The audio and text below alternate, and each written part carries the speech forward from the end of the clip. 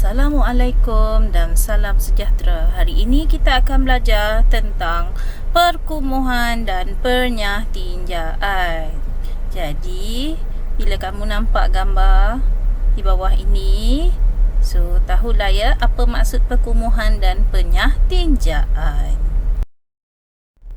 Mari kita baca info tentang perkumuhan.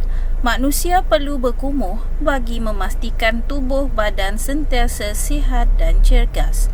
Perkumuhan merupakan proses menyingkirkan lebihan cecair dan juga karbon dioksida daripada badan. Contohnya seperti peluh, air kencing dan karbon dioksida semasa proses pernafasan. Organ yang terlibat ialah kulit, pundi kencing dan juga paru.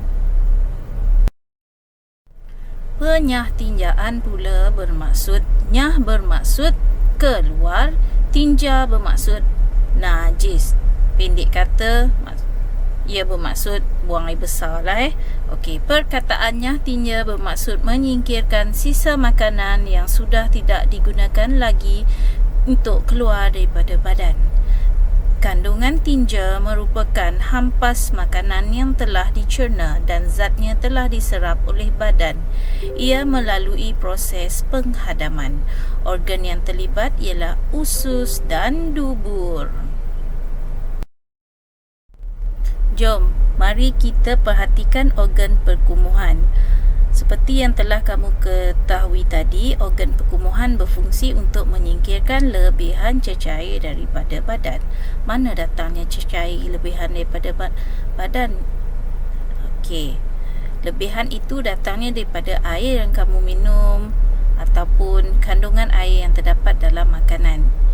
Okey, di sini adalah peparu. Peparu membebaskan karbon dioksida dan juga wap air. Kemudian kulit, ia akan menyingkirkan lebihan air melalui perpeluhan, manakala ginjal menyingkirkan air kencing ataupun disebut urin. Mari kita perhatikan pula organ penyah tinjaan.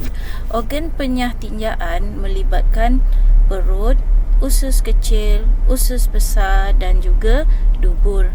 Mula-mula sekali, makanan yang kamu telan akan masuk ke bahagian perut. Seterusnya, ia akan dihancurkan oleh usus kecil. Di sini akan berlakulah pelbagai peristiwa yang akan saya ceritakan sebentar nanti.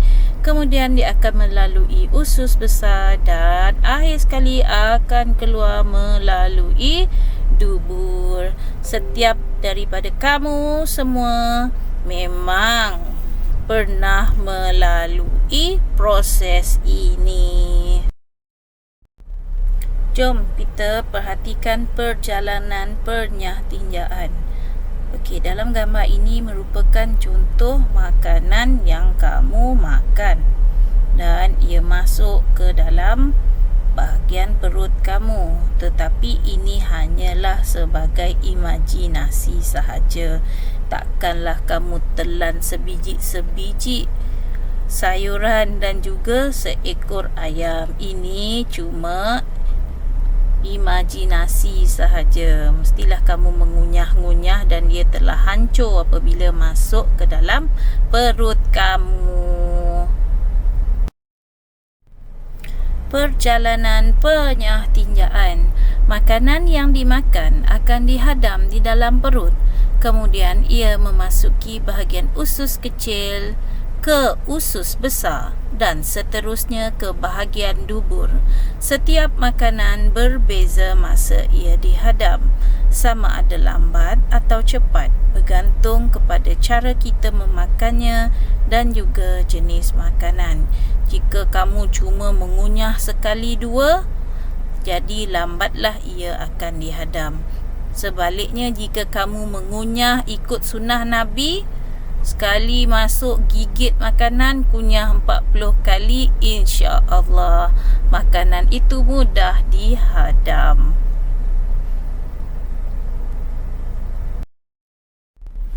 Berikut merupakan perjalanan proses penyah tinjaan.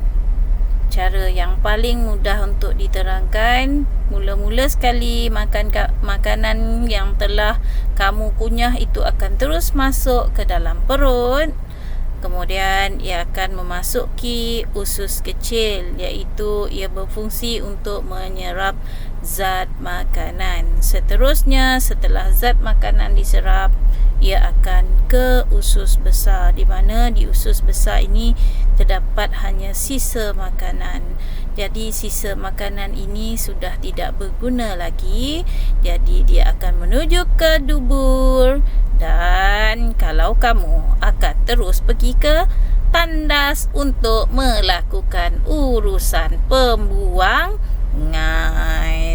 Sudahkah kamu berak hari ini?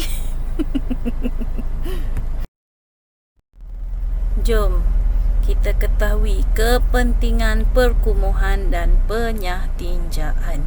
Perkumuhan dan penyah tinjaan merupakan perkara yang sangat penting dalam proses hidup manusia. Jika manusia tidak berkumuh atau benyah tinja, kemungkinan manusia akan menghadapi masalah seperti sembelit, penyakit batu karang dan juga tidak sihat. Kamu pernah sembelit?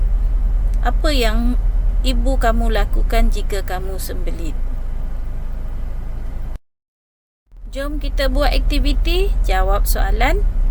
Apakah kepentingan membuang air besar? Apakah kepentingan membuang air besar? Ataupun dalam bahasa paling mudah sekali, kenapa perlu berak? Okey. Yang kedua, nyatakan makanan yang boleh mengurangkan gejala sembelit. Kamu pernah sembelit kan? Okey, apabila kamu sembelit, apa yang perlu kamu lakukan untuk mengelakkan kejadian sembelit itu berulang? Pernah kan kamu sembelit? Kalau kamu sembelit, mak kamu mesti suruh kamu itu, ini. Jadi kamu jawablah soalan tu. Dan yang ketiga, apakah fungsi peluh? Kenapa kita perlu berpeluh? Okey, dan yang keempat, jika kamu makan makanan yang tidak bersih, apakah yang akan terjadi pada diri kamu? Ataupun paling senang awak makan makanan yang dah kotor, apa yang jadi pada awak? Itu sahaja. Selamat menjawab. Sekian, terima kasih. Cuba awak tengok tandas ni, cantik tak? Okey, sama-samalah kita bersihkan tandas supaya urusan menyah tinja dan juga urusan untuk berkumuh itu lebih selesa.